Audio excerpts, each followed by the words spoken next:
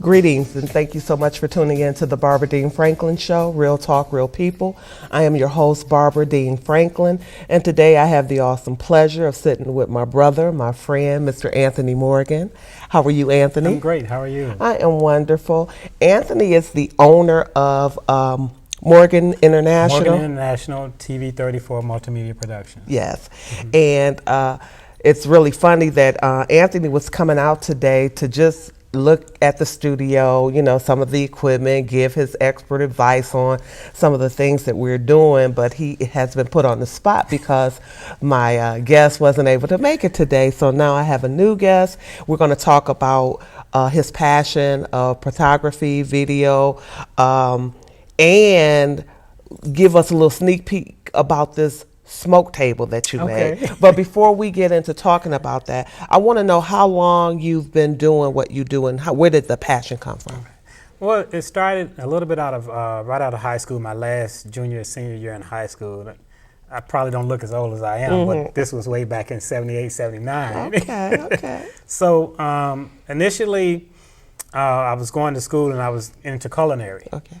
But I caught the photography bug, and it was just something that stuck with me. I've always enjoyed seeing the old home movies and everything, and that's something that I always wanted to have or do. Okay. So the photography is what started with me, and I remember years ago I had to beg my mom to get me the small Kodak box camera. Okay.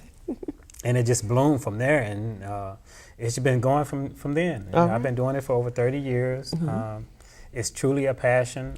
I've had a chance to photograph everybody from Michael Jackson to President Obama. You know, just a lot of celebrities, entertainers. It's just a passion. So now, did you go, I mean, when you caught the bug, did you get professional training, or did you first have that eye, you were good at it, then you got professional training, or how did that happen? I think it was a natural thing for me. Okay. I think it was just an eye that I had for it. Because where I live down south, that's where I grew up, we didn't have access to a lot of the things that we have now, and especially down there. Right. So I did a lot of reading. I went online and did a lot of photography magazines, video magazines. Took a course from New York Institute of Photography online. So not really online at that time. Exactly. But it was a course where you could mail in and, you know, your schoolwork and everything. So I did all of that. Right, I did all of that, and just kept going. I did a lot of trial and error stuff, you know, buying equipment slowly here and there. Right.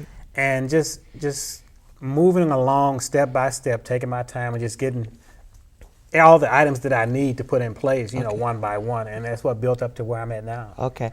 So what is the, you know, I look at people who are into taking the pictures, and, you know, sometimes they can capture just a simple thing, and it's just like kind of profound. What is the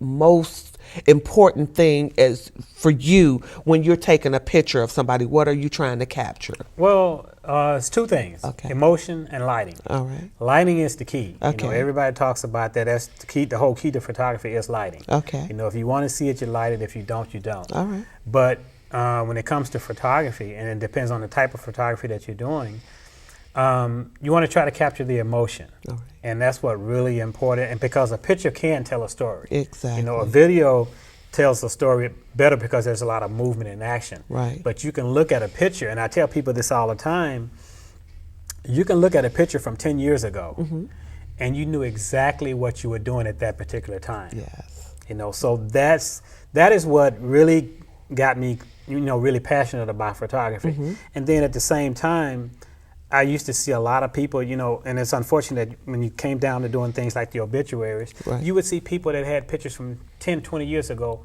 on their obituary. And this is not how that person looks now. Right. So I would always say, it's always good to have current pictures of yourself because you just never know. You don't. You never know. So I try to not only, you know, with what I do, I try to teach a lot. All right. You know, I try to teach the youngsters a lot about photography and video work, and you know, what it takes being behind the scenes. Right. Okay, so now we're going to do a station break right there and then tell people. So if people wanted to get to you because you do the all kind of look, you do all kind of you do weddings, you do training and tutorials, and is it boudoir and video productions and portraits. So if somebody wanted to contact you, Morgan International, or for TV34, because you do production as well, you know, so we got people out here that are doing videos and you know, video shoots, the hip hop, you know, artists, and you do whatever.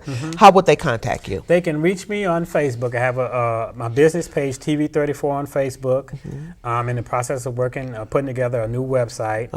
They can email me at morganintl.photo@sbcglobal.net, and they can also reach me by phone at 313-420-9802. Okay, now let's talk a little bit, because you told me with TV34 how you kind of got that in memory of your mom. So let's tell a little bit about that to the audience, how you came up with that. The way that happened was my mom died, it'd be 7 years ago in September, and she was very instrumental behind what I do. You know, I do a lot of stuff out of my home.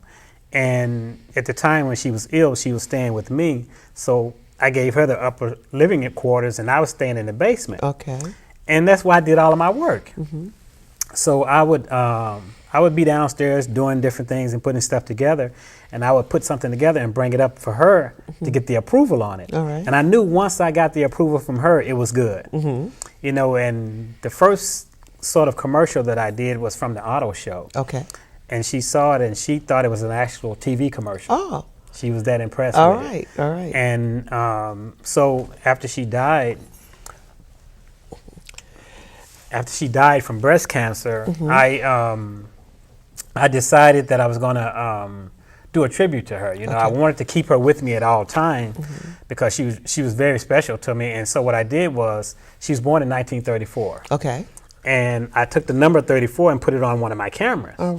And so everywhere I go, this 34 is with me. So what I ended up doing was, I woke me up in the middle of the night, this idea, TV34. So that's what turned into the TV34 multimedia production company that I'm doing. And it's more about trying to train, trying to teach others, trying to teach not only the youth, but older generation as well.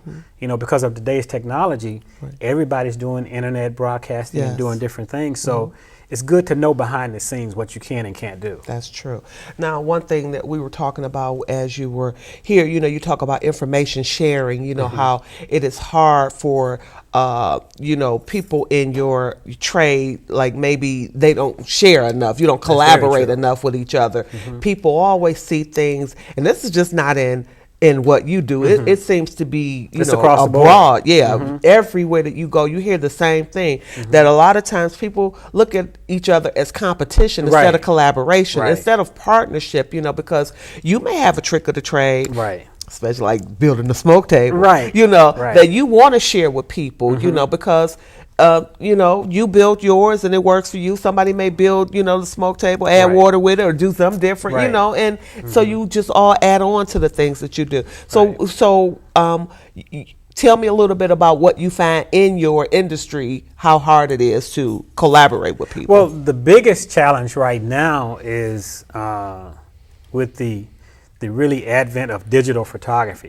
That has changed so much, where people realize now that they don't have to go get the training that they really need.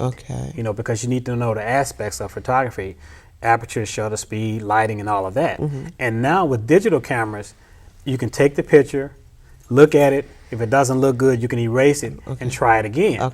You know, adjust the settings or whatever. Or a lot of times people just put the camera on program or automatic and let the camera do everything. You're missing out on a lot. You know, so when you know the details on how to change the shutter speed, how to set a separate aperture and things like that, you're more control of the end results. So, and when I'm working, I like to get it right the first time, so there's less that I have to do in post-production. All right. Well, that's, you know, that's good to know, because I'm looking, when I was on your TV34 page, I saw that, and plus you posted that you wish you could go to the NASCAR this weekend. So I'm seeing you in the midst of around all the NASCAR races. So you actually were able to be there and film the NASCAR races? Yes, I was, and that was sort of a surprise. You know, And that's the one thing that I like about NASCAR is that you can go to one of the races and they don't really have restrictions on what you can and can't bring in. Okay. So I was able to take one of my shoulder mount cameras in, and it was just like I was part of the NASCAR crew. Okay. You know, the fans loved it. All right. You know, I would focus on them. They knew I was on them, so they would give me all the cheers and everything that I needed. Right. And I was able to do interviews and things like that. And I got a chance to get, you know, down on the track, Right. you know, in some of the pits with some of the drivers and things like that. So it was just the coolest thing. That's good. That's good. I know. You said that the race is this weekend. This weekend, right? Okay. Michigan International Speedway. Okay. They move too fast for me. I just love it. I love it. I don't even see how they could do that. I like to take my time, get where I'm going. But you talked about school. You talked about a school that you went to that is in Oakland. Talk a little bit about that school. Okay. After I moved here in Detroit in '84, I decided to get a degree in photography just to have that under my belt, and I got that at Oakland Community College. Okay. But after that, I started getting more and more into video production, and I always wanted to go to Specs Howard, All right. but I just couldn't afford it. And I found out through a friend about this place called CMN TV out of Troy. All right. Excellent program. Okay. Excellent program. They're offering a fall program that's starting up very soon if it hasn't already started. And it's a 10-week program. For non-residents, I think it's $500. Right. And for residents, I think it's only $75. Wow. And they teach you everything behind the scenes, working the camera, editing, directing, all of it. You get all of it in a 10-week program, and it is really great. It's a really great program. Okay. I highly recommend it. So you do video shoots where, I mean, there's just nothing, there's no limit to what you would do. So somebody say, you know, my daughter and my son-in-law, they are both in the music industry, you know, and my daughter also does hair too. So she was thinking about maybe even trying to do a reality show in her beauty shop. You know, Okay. you could come out and do something like that in the shop. You would Yeah, do I that. Okay. And then you do music videos, Right. but you would only be there for the camera. They have to have their own music and things of that nature. Well, all of that can be done on the back end, post production. You can always add music, you know, to the production itself. Okay. You want to just make sure that, you know, when you're doing something like that, that you've got all the things in place. Okay. You know, you got to make sure that the lighting is right. You know, audio is very important. Okay. Very important. So you want to make sure that that's in place. And then when it comes time to editing, you know, just putting all the features together and make sure it blends in well, tell a really good story. Okay. So now this is what I'm on your page, and I was looking, and you know, I see this girl on this table. I see this girl. I can't tell that she's on a table. I just see her laying, and I see the smoke, and the smoke is strategically placed. I mean, coming, you know, from these different areas. A very professional, very nice looking. And then as I read a little more, it says you made this table. Yeah. Where did that come from? It was something, again, one of those, when you have a passion for something, ideas come to you at any moment, all time of the day or the night. Okay. So this one came to me in the middle of the night, woke me up, you know, it was almost like a God-given thing or a dream or something. Yes. It's like, okay, I can create this fog table. And what I did was just took a 6-foot table. Okay. I had another photographer friend of mine I laid the piping out first. Okay. Using regular PVC piping. Got a fog machine that I attached to it. And I laid it out the way that I wanted the fog to come up out of the table. Okay. And then just had it mounted to the bottom of the table. I've got 3 holes drilled in the top.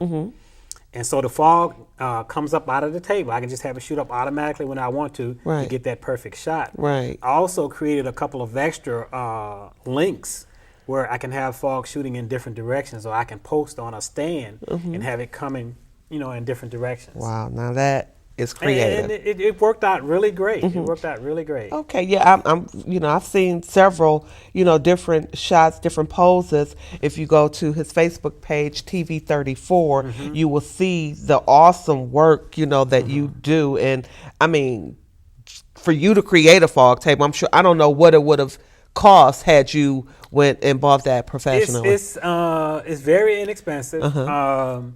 Probably if you buy things outright, the most expensive thing is going to be the table itself. Okay. You know, you can get a fog machine probably for about $40, $50.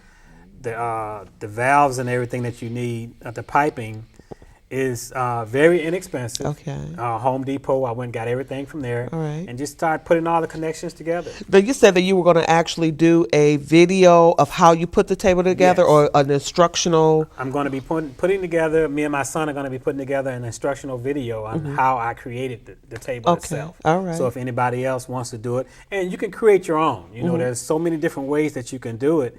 You can create different positions where you want the fog to come up out of the table. Okay. Because it can be used for many different things, not just for modeling or anything. You can Right. use it for a lot of different things. Exactly. Well, definitely, we know that you don't have to just use it for modeling, but you know, I'm just thinking like they use fog machines and videos or Right. something, so you could set it up in the back, and maybe Exactly. even if you're doing a video Right. shoot or something of that nature. Well, or you can even use it in a scary movie. You know, when people You really can, you know, and that's one of the things that I was going to do, shooting a photo layout with a young lady. Right beside my house is an alleyway. Okay. And I was going to have the fog coming through the alley, and she's going to come out through the fog. Okay. You know, and do some Okay. images and things like that. So That's- a lot of different ideas, a lot of things you can do. That's really creative. And now you say you do your like training and tutorials. Are you going like your training? Can they get, do they actually have to come and be with you when they do training, or are you putting together a package where they can get it online? They can get a CD or I'm doing a combination of things. I'm trying to put together some DVD tutorials. Okay. As well as I work at another location called Detroit Impact Center. All right. Over on Greenfield and Plymouth. And every other Saturday or whenever we have something going on, I have some students or whoever wants to come out and show them a little bit of behind the scenes on how to do production, editing, and different things like that. Okay. Well, that's good. Tell us again how they can get in touch with you if they wanted to, use your services, if they wanted to get more information about your products and your training and different things like that. Give us your number again. Okay, the number is 313-420-9802. They can also find me on Facebook, TV34, or Anthony Morgan. And also, you can email me at morganintl.photo@sbcglobal.net. Okay. Now, the most important thing that I think that I would like to talk to you about is you said you did a documentary about domestic violence and abuse, because that is one of my passions. I have a organization, Women in Power Crossing Path, and it's a network of women uplifting, inspiring, and encouraging other women. I used to be a domestic violence, not used to be, I will be for the rest of my life, a domestic violence advocate, because I definitely know, being a survivor of domestic violence, that the help comes from within. Right, Once you exactly. start taking your power back and loving yourself, you get up, That's you will exactly get what it away is, from right. that type of relationship. Tell me a little bit about that documentary, and where can you see it? And I definitely would like to get a copy of it, but tell me a little bit about how you got involved in that. Actually, I was working with a friend of mine. We had been working on several projects for 5 or 6 years or so, and I went to her to work on another project, and she came to me and said, "No, I have something for you." She said, "I want you to do a documentary." Okay. And I had never did a documentary before, and she said, "It's going to be about me, and it's on domestic violence." And I was like, okay. So that sort of caught me off guard for a minute, and then we started talking about the story and everything, and she said she had been going through it for 32 years of her life. Okay. And when we actually did the documentary, she was getting ready to turn 50. So we did a lot of discussion, a lot of taping about what she went through. I had a chance to talk to several other victims, that were some of the stories you just would not believe. Right. And we put it together. And this was a documentary. Normally, a documentary may take a year or two to put together. Right. This one was done probably within 3 or 4 months, maybe 5. Okay. The story needed to be told. Yes, it needed to be told, and it really did help a lot of people. We ended up showing it at the Millennium in Southfield. Okay. I have to get back in touch with her because I do want to promote more with it, and I've been doing a lot more with domestic violence with a couple of other friends that were involved in the production itself as well. Okay. But it's something that a lot of people don't want to talk about. Right, most definitely. That's one of the things that I found out. Probably about 75% of women go through some form of domestic violence. Yes. And they don't want to talk about it because of the fear of being harmed, what it's going to do to their family. Right. You know, when the story gets out, how are people going to look at them? Right. You know, Right. and people always say, well, why didn't you just leave? And it's that's not that easy. It's not that easy. That's the thing that you have to understand. It's not that easy. And a lot of times when you are a victim of domestic violence, you've talked to people about it, and people judge, like, again, why don't you leave? And then they turn their backs on you. Exactly. Like, I've talked to you over and over again. You know, I'm done with it. If you want to stay, then you know, they need to have a voice. They need somebody to listen and understand, you know, what it is that they're going through. If it was as easy as just leave, you know, women would leave. But then there's that circle of control that, you know, they've been manipulated, thought to feel that you're nothing, you're never going to be. That's the biggest thing, is that control factor, where exactly. a person knows that they have that control over you through scare tactics and things like that. I had one lady tell me that her ex-husband was a cop. Okay. And he told her one time that when she was in the bed asleep, he walked up to her and put a gun in her head. That's that terror they put in you. You know, they want you to feel that you're ugly, that you're not worthy of anything. Nobody else wants you. Right. You know, so that's what keeps you there.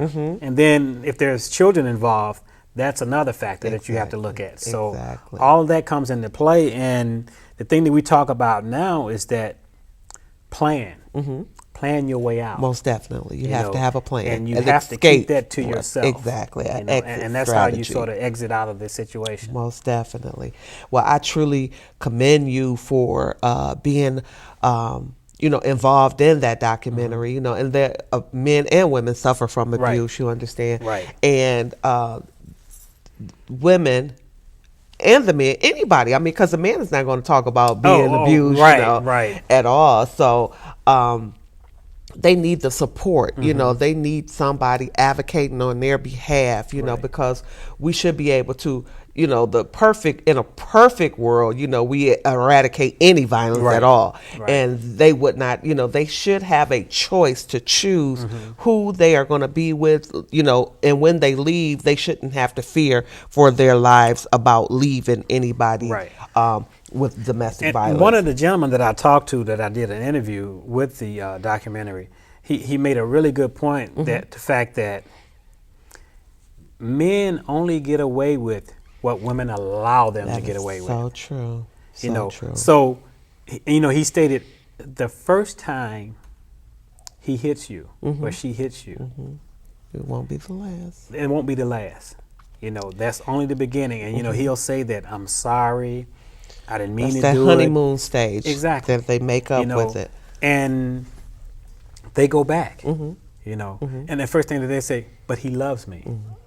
You know, nobody loves you when it comes to abuse. If they have to instill that fear and beat you and everything, and they know how to do it strategically where it doesn't show. Most definitely. So you can still go to work and everything. And always, domestic violence is not always physical. It's mental as well. Very mental. You know, so sometimes it's just that, you know, manipulating you with finances, sexual, just different things that they use to control and manipulate you. And that's what Women in Power Crossing Paths, you know, what we want to address. We're trying to be proactive. We're trying to reach back to the young girls to give them some self about themselves, to make them stronger in their mind. Now, we don't talk or advocate man bashing, but you have to have and know who you are. You know, when you're strong and you love yourself. That's the most important, you know, part. When you is love loving yourself, you do. That's the most you important have thing. the power. No one can take it from you. You recognize that, you know, you don't need something to make you strong. Now, you know, anybody that is with you should be adding to your life. You should be both and lifting each other up and, you know, building up. When one is weak, you should be strong. You both, you know,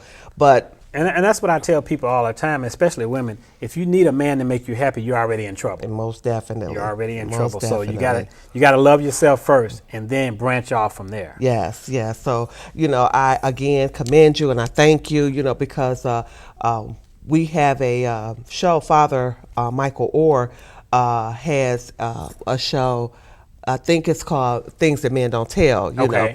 And he has a service, Dominion Family Services, where he works with abusers, you know, men who have been mandated by the court to go in and talk about it, to try to help them change their lives, you know. It's great that you bring that up, because that was one of the things that we were trying to do. And as far as doing a part 2 of the documentary, which it never came to, but we wanted to try to get some men that were abusers to talk about it, to talk about what they did, how they came out of it, and how they changed their lives, you know. But it was difficult trying to get them to do that. Right. Well, then, you know, if you still have that idea, I have somebody that I can hook you up with, and Father Michael is working, you know, on a project. As a matter of fact, he did a show. He has a couple of pilots that he did here. So I definitely can hook you up with him, and that might be something that you guys can do. I had told my audience that they could call in and ask any questions. I don't know if anybody is looking, but if anybody has any questions, we're down to the last 5 minutes of our show, so they can call in and ask you any questions. But what I wanted you to do, I wanted you to look into the camera, because there are some young girl, some young boy that is out there that loves that camera, that, you know, they want to do something with it, and they don't have a clue as to how to start or what to do. So I want you to just tell them about, you know, give them some hope about their dream of doing what you do. Okay. The biggest thing is having a passion for what you do. You know, it's a lot of times it's difficult trying to find out what your passion is. Once you do that, that makes it so much easier for you. So if you like being in front of the camera, if you like being behind the camera, try to learn as much as you can, whether it's through formal training or, you know, teaching yourself on your own. Anybody that wants to get information from me, feel free to give me a call. I'm more than willing to help you out. If you need something like promos done, or you want to be tested in front of the camera, behind the camera, to see how you work, I can help you with all of that. So just stick to what you believe in, and just go for it. That's the main thing. And just don't let anybody get in your way. Just go for it and just strive for what you want to do. That's great. Well, I really thank you for allowing me to put you in the hot seat. Thank you. You know, for just being open to sitting here, talking with me, sharing with me. You know, I feel your passion for what you do. I look at your, you know, your pictures on your site, and I know that you're very professional. You are doing, maybe one day when I have my wedding, you know, you'll shoot my wedding. I'll be here for it. And, you know, hopefully I'll get a chance to come back and we can talk about the newer technology as far as the green screen and all of that stuff, you know, the virtual sets and things like that. Most definitely. I would love for you to do that. You and Isaac, you know, because I'm in front of the camera. You and Isaac can talk the behind the camera. Yeah, I prefer being behind. Yes, you guys can talk about that. But I just truly, again, want to thank you. I look forward to a partnership, you know, collaborating with you more on things that, you know, we could do together. Anything that I can help you do, definitely, you know, I'm there for you. Is there anything that maybe I didn't mention that you wanted to say before we sign off? No, this is definitely a pleasure coming out and talking with you and everything. And like you said, I'm looking forward to future endeavors and working together on a few other projects and everything. But again, just for the audience, find your passion. Yeah. You know, if you want to be behind the scenes, be behind the scenes. That's a lot that goes on behind the scenes. Everybody wants to be in front of the camera, but behind the scenes is where it all happens. So find that passion and go for it. All right. Well, thank you again for taking the time out of your busy day to sit with me. To my fan, my public, the people who watch the show every week, I'm going to end the show as I always do, telling you thank you for watching the show. From my beating heart to your beating heart, I love you. You understand? Okay.